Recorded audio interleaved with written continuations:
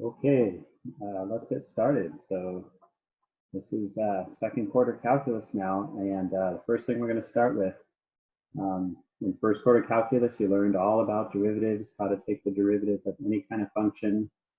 And this quarter, we're going to work on finding antiderivatives, which, contrary to the name, doesn't mean it's against derivatives. It just means a function whose derivative is, for example, x cubed. So finding the antiderivative is looking for what function, when you take the derivative of it, would give you just x cubed. So if we think about how we took derivatives, the way we take derivatives of x to a power, where you bring the power down, if a function had a derivative of x cubed, it must have come from x to the fourth, right? Because then the derivative of x to the fourth would bring that down, and this would become x cubed. Now notice we have to also divide by 4, because if you were to take that derivative and bring that 4 down, this is going to cancel it out and leave you with just x cubed. We also, every time we find an antiderivative, we also have to acknowledge that there could be some constant there. Any number, right? 1, 2, 3, 4, because the derivative of a constant would have been 0, and we would not have seen it up here when we're finding the antiderivative. Notation-wise, it's kind of customary. One way to ask you to find an antiderivative is to call little f of x the one we want the antiderivative for, and capital F of x generally means in this book the antiderivative of little f of x. Another symbol for an antiderivative, many of probably have seen this, is an integral sign. So when you see this at this point in our class, this means find the antiderivative of x to a power, and what the dx means is with respect to x, as opposed to some other variable. Right now, what we're going to see is the variable will always match up here, but when we get to 21C, third quarter calculus, sometimes these won't always match up, but right now they will always match up. Now, we've only done one example here, but it's a pretty, hopefully, intuitive and obvious that if you have x to a power, the way you're going to find your antiderivative is to add 1 to that power and divide by the same number. So for antiderivatives, our power rule, the antiderivative of x to a power with respect to x, is x to the power plus 1, and then divide by that same power, and then, of course, add on a constant. So there's a lot of antiderivatives that use the power rule. So let's practice some here. Okay. So this one says I want to find the antiderivative of all of these functions together. Just like with derivatives, if you've got a bunch of things added together, you can just find the antiderivative of each one individually and rewrite them. Now, before I do that, just like with derivatives as well, you may want to rewrite some of these. That's hard to see, but that's the cube root of x. So that's the same thing as x to the 1/3. If I have 1 over x to the 5th, we're used to doing this with derivatives as well. We'll bring that up as x to the -5th, and everybody else is ready to go. So when you find your antiderivative, you can now drop the integral sign. That's telling you to find the antiderivative. We are now doing it. So we're adding 1 and dividing by the power. Add 1 to 1/3 gives you x to the 4/3 divided by 4/3. Adding 1 here gives you x to the -4 over -4. Now, if you have a constant, easiest way is to just think backwards. What would give you a derivative of 6? It would have to be 6x, right? 6x to the 1st power. And then, of course, adding our constant at the end.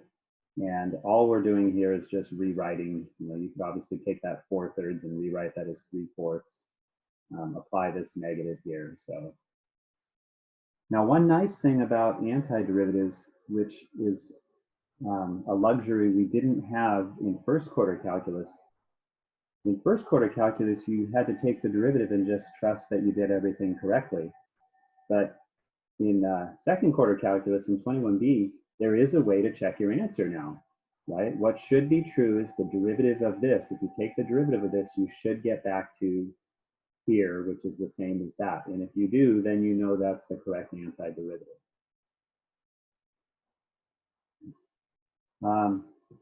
One thing that'll happen as well is, what if I have an antiderivative, but there's a number in front, a constant multiplied by my x to a power here? Well, you do this the same way that you would have done it in first quarter calculus. When you have a constant in front, let me use another piece of paper for this one. So in 21a, if I was taking the derivative and I had, for example, 3x to the 7th, we're used to taking the derivative by just bringing that 7 and multiplying it by the 3 and then subtracting 1. But if you think about it, I can get the same answer if I just leave that constant there and then take the derivative of x to the 7th, which is 7x to the 6th, and that gives me the correct answer of 21x to the 6th. Of course, it's easier with derivatives to just multiply it, but what's still true is if you have a constant in front, you can just leave that constant there. Here's another example that maybe is more, let's say I had 3 sine of x. Well, we know the derivative of that is just 3 cosine of x. Once again, the constant just stays there. You just take the derivative of your function. Okay, so same thing with antiderivatives. If I have the antiderivative of 5x to the 6th, I can leave the 5 there and apply my power rule on the x to the 6th term. The antiderivative of 3 cosine x, I'll leave the constant there. And what function has a derivative of cosine? That would be sine. Go to the next page.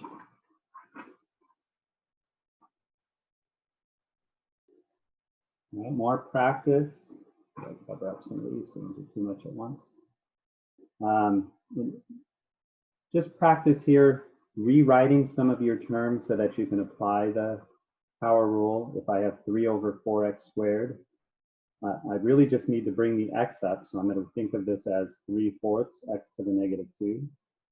6 over root x is the same as 6x to the negative 1/2 power. And this one's a trig function. I'm going to leave it there.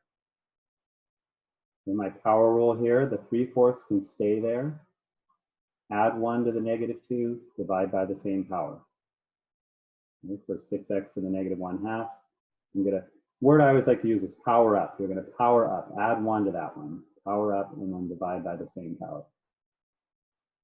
You're probably realizing now that with your trig derivatives, you're going to want to make sure you review those and study those, because you're only going to be as good with antiderivatives as you are knowing the derivatives of your trig functions. This is not a power rule. This is just saying what function has a derivative of 9 secant squared x? It would be 9 tangent x. And then always remember to add your plus c. All I did on my last step was just rewrite some of these terms. Take that 1/2, make that a 2, put this negative in front. All right.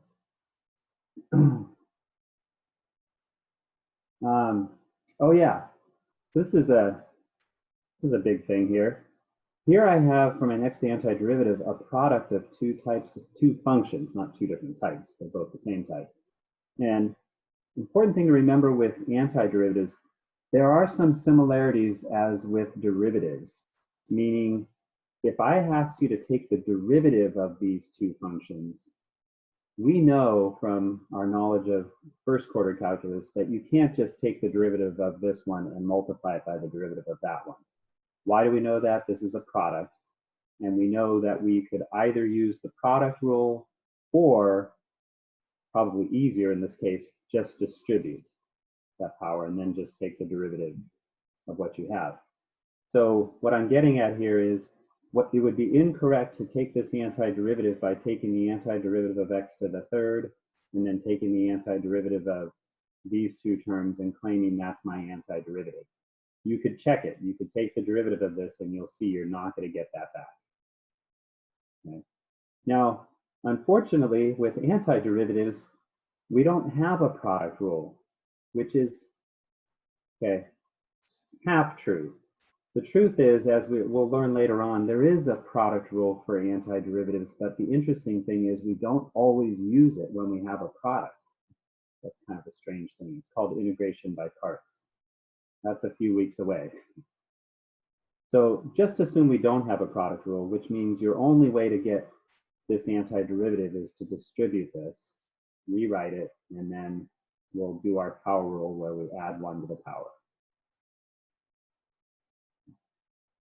Well, if there's no product rule that we can count on every time for antiderivatives, guess what? There's no quotient rule either. So if I get a quotient like this, what I cannot do is just take the antiderivative of the top and divide it by the antiderivative of the bottom. It doesn't work for derivatives. It's not going to work for antiderivatives as well. And truthfully, even if I asked you to take the derivative of this function, I would hope you wouldn't use the quotient rule because it's so much easier to just split this up. Some of you, if you had me last quarter, are familiar with this idea.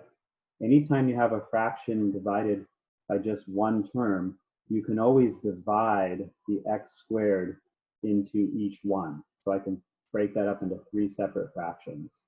Sometimes I'll make a heart around them and make a loop around them. And if I split it up and rewrite these terms, I got to use my properties of exponents here, and that becomes x to the negative 5/4. That's just 3, and this is 2 over x. Now, I'm not going to bring the x up here, and the reason why is because if you did do that, when you tried to find the antiderivative, I'm going to write in this little corner, if I tried to do the antiderivative of x to the negative 1 using the power rule, I would add 1 to that, which would give me x to the 0, but then I'd be dividing by 0. And of course, we know that's not going to work for us, right? So there is one exception to the power rule, and that is if you just have a number over x or 1 over x, you don't want to do it this way. Instead, we can remember that from derivatives, what function has a derivative of 1 over x? Well, that would be the natural log function, right? One catch on this is that if someone asked you to take the derivative of ln of x, you would already know that x must have been a positive number, and so your derivative would be 1 over x. But if you're taking the antiderivative of 1 over x, this function, x can be positive or negative here, right? You can have 1 over a positive or a negative. But we know that natural logs can only deal with positive values. So when we find the antiderivative of 1 over x, we're going to throw on an absolute value just to ensure that the x value is positive.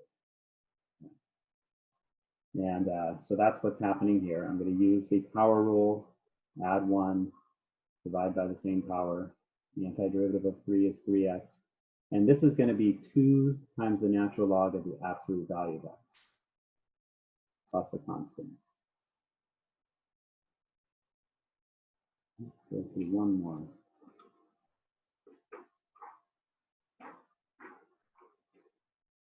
Okay. One thing, there we go, that's going to come up pretty quickly is thinking about the chain rule in reverse. Remind you of the chain rule from first quarter calculus. Here's a function, function made up of 3 different types of functions. Each of these, right, that's the exponential function. And you should recognize that if it's just e to the x, the derivative of e to the x would just be e to the x. But anytime you have more than just x in there, that's a chain rule. The derivative of e to stuff is e to stuff times the derivative of the stuff, right? 3 is the derivative of 3x. And if I have sine of stuff, the derivative of sine of stuff is cosine of stuff times the derivative of the inside. And then, of course, with natural log of stuff, it's 1 over that stuff times the derivative of x squared plus 1, which is 2x. Yeah. We've seen that. You should be comfortable with that from 21a. When we integrate, when we find antiderivatives, we have to be mindful of the chain rule. Okay, so here's what I mean by that. if by some chance this was the antiderivative I was asking for, notice that's this right here, well then just by going backwards, this, the antiderivative of all of this would take me right back up to my function here, okay? And that can be a little bit troublesome because a lot of people are going to look at this and say, okay, when I take the antiderivative of this, what happened to the 3? Why did the 3 go away, right? And again, it's because we're doing the chain rule backwards, right? If you took the derivative of this, you would have an extra 3 out in front, right, by the chain rule. Same thing here, right? The 4 goes away because we're going backwards. And this one doesn't have the 2x because we're going backwards. Now, here's one similar. So if I want to find the antiderivative of e to the negative 10x, let's just start with that one. Then it must have, what function has a derivative of that? Well, it must have come from an e to the negative 10x. But we know that the derivative of e to the negative 10x would have had a negative 10 in front, and this one doesn't. So the way we're going to deal with that is we're going to divide this time by negative 10. And that's, again, just to run the chain rule in reverse. Sine of 7x, what function would have had a derivative of that? It must have come from a negative cosine of 7x.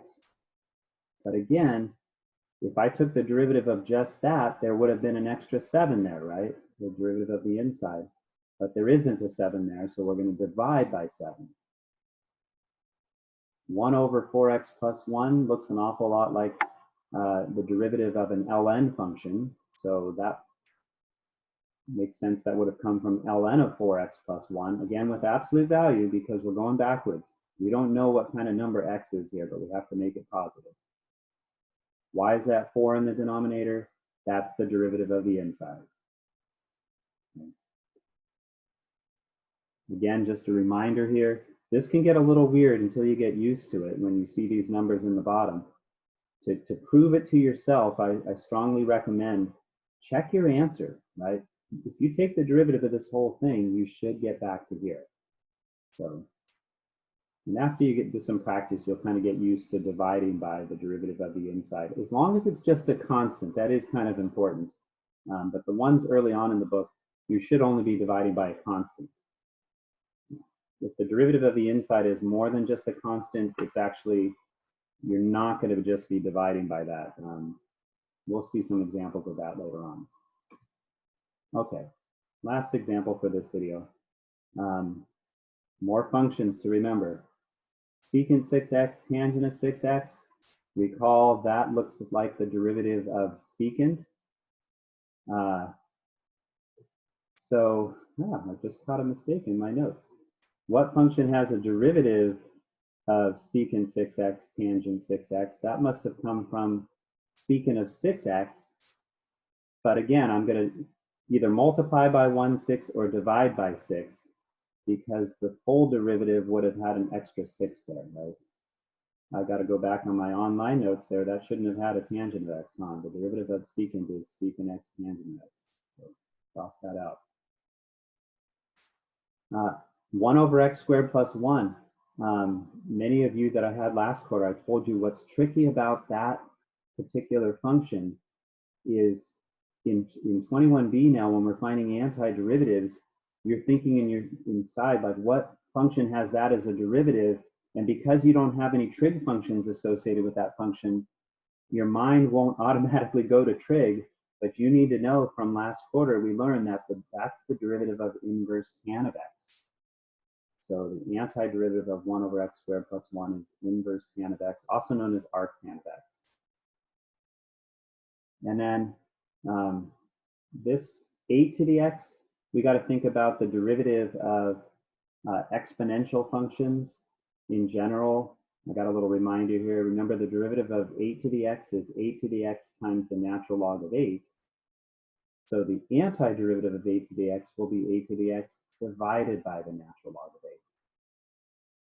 And then, of course, plus c.